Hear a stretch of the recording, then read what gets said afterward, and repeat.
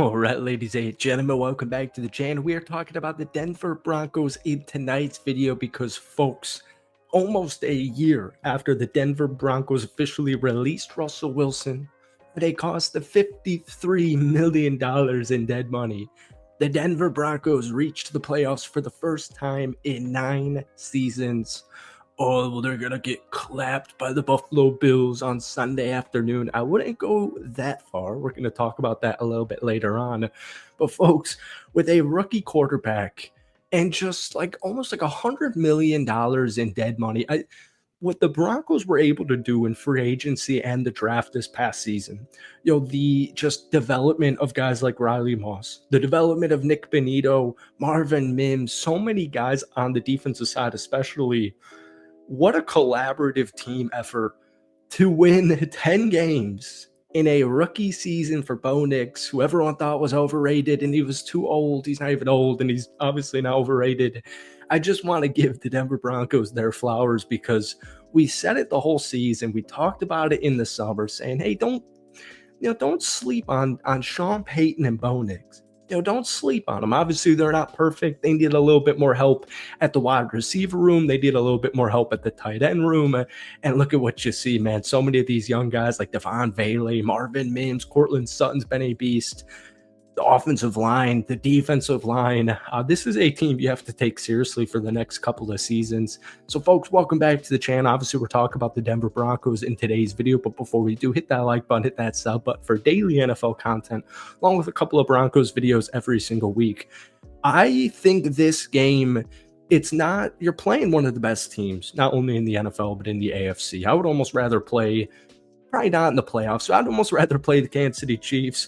Buffalo, it reminds me of that game where you guys played the Baltimore Ravens on the road and lost 41-10. And when I watched that football game, Denver should have not lost 41-10. They got shafted on a lot of short yardage things. Like in specific, they were 1 of 5 on fourth down opportunities. I don't know how that final score was 41-10. I know Bo Nix threw an interception right away, and it wasn't the best offensive game.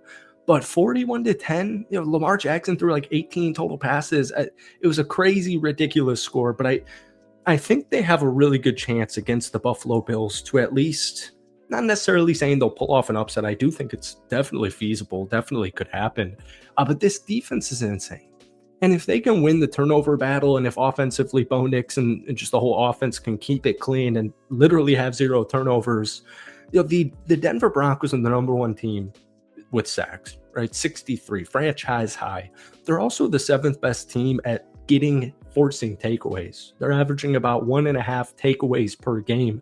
They're also the 3rd best scoring defense in the NFL at 18.3, and they're also the 3rd best rush defense. So if they can limit at least as much as you can Josh Allen's big-time plays, his big-time throws, but if they can win in the trenches offensively and defensively, control the time of possession and just keep it clean and try and force some turnovers, I think it's going to be a lot closer than people think. And obviously weather could come into play here, but Bo Nix is going to have to be very good. He's going to have to be very good. Now, he finished first amongst all rookie quarterbacks in passing touchdowns at 29 and passing yards per game at 222.1, and also second in EPA per dropback at 0.03 and passer rating at 93.3. So Bo Nix can certainly win a playoff game here. This defense has played out of their minds. Now, that Kansas City game is kind of hard to evaluate because it was their bench mob, but still, guys playing for contracts, guys playing for opportunities, they're playing for playing time, they're playing to stay on the roster.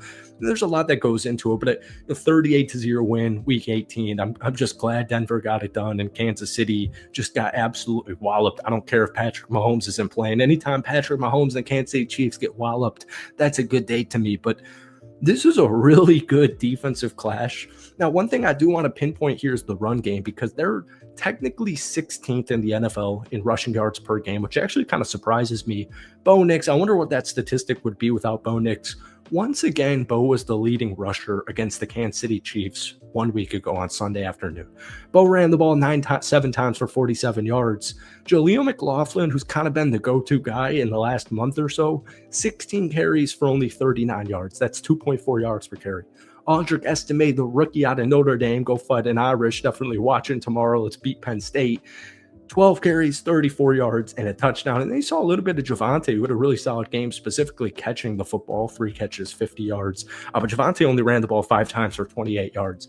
As a whole, 43 rushes, 158 yards, 3.7 yards per carry. Not good. You're definitely not going to have the football over 40 minutes like you did in that Kansas City game against the Buffalo Bills. But I would love to see them win the time of possession battle with this running back room. It actually is kind of surprising to me that they are 16th in rushing yards per game at 112.2. But if you want to win against Buffalo, you got to score a lot of touchdowns and you got to prevent a lot of touchdowns. So that's why I think this defense is really just going to come into handy here, because they're doing such a good job. Nick Bonito just had an insane season, 2 forced fumbles, a couple of touchdowns, 13 and a half sacks. He's still only 25 years old. He's on the better side of 25 as well. He turned 25 in September, end of September there. Jonathan Cooper had another sack. Pat Surtain is, and probably was actually, the best cornerback in the entire NFL. Jaquan McMillan has had a really good season as well. Riley Moss, dealt with that injury. Justin Strnad, came out of like what felt like nowhere at that time. They're just loaded with talent. JFM had another sack. I'm going through this. Riley Moss is working himself back. Dontre Tillman's had a really good last couple of games. Zach Allen's a stud. Jonah Ellis has had a phenomenal rookie season. Not too many people are talking about that. 31 total tackles and 5 total sacks, but this is just a really interesting game that reminds me a lot against that Baltimore Ravens game. And I'm actually going to pull it up here just so we have some reference points. Bo Nix, I believe, threw an interception on the first play of the game. Maybe it was the first drive, or it was the first drive. Maybe it was a play or two after that. 19 to 33, 223 yards and an interception. Now, if you go back to that game, 319 total yards offense. They gave up 41 points, but they technically only gave up, I know it's still a lot, but 396. But here's where things just they were just inefficient. 6 of 14 on third down, 1 of 5 on fourth down. That was really the big issue. And a lot of this was in the red zone. 1 of 4 in red zone efficiency, 1 in 3 in goal to go efficiency. They lost the turnover battle. Their defense didn't force any turnovers to Lamar. And they also had 9 penalties for 71 yards. If I know it's like a hypothetical, but if most of that stuff was cleaned up, and if you go back and you watch that game or you remember me talking about that game, that score should have been nowhere close to 41-10. But the Buffalo Bills with Josh Allen, it's such a high-powered offense, very similar to Lamar Jackson of the Baltimore Ravens. You're going to have to play a really good, really clean game. And I'm not talking just penalties. You got to run the football. You can't have interceptions. You can't have too many stupid penalties. But I genuinely think the Broncos could do this. Now, this was more of a riff video because I did want to congratulate the Denver Broncos on making the playoffs for the first time in 9 full seasons. But folks, we're going to have plenty of Broncos content as the week progresses. Hit that like button, hit that sub button for daily NFL content. And guys, give me your early score prediction for Sunday against the Buffalo Bills down below. Peace.